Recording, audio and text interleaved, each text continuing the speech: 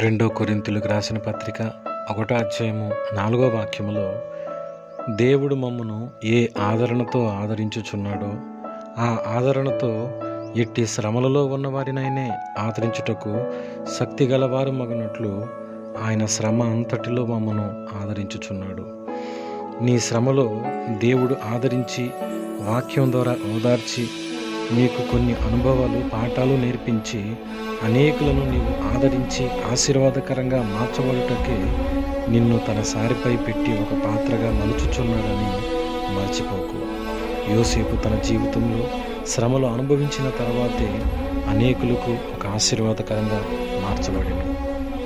అలాగే 105వ కీర్తన 19వ వాక్యములో అతడు చెప్పిన సంగతి నెరవేరు వరకు యెహోవా వాక్కు అతన్ని పరిశోధించుచుండెను అని రాయబడి ఉన్నది.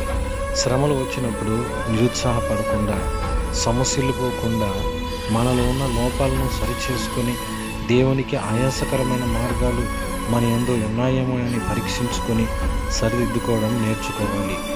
దేవుడు మనల్ని పరిశోధించి అగ్ని కొలిమిలో బంగారము సువర్ణముగా మార్చబడినట్లు మనము కూడా శ్రమలో కొలిమిలో మన విశ్వాసం పరీక్షించబడినట్లు సువర్ణంగా మార్చబడుటకే అని మన మేలు కొరకే అని నిరీక్షణతో ఆయన కొరకు కనిపెట్టుకొని ఉండాలి.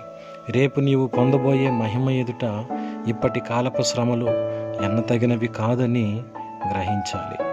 యోబు తన జీవితంలో అన్ని కోల్పోయినే, కన్నవారే కాదని వంట చేసి వెళ్ళిపోయినే, దేవునికి ఆయాసకరమైనటువంటి మాటలు పలుకక యుక్తమైన మాటలు పలికి దేవుణ్ణి మహిమపరచను. కోల్పోయిన వాటికంటే రెండంతల ఆశీర్వాదము పొందుకొనెను.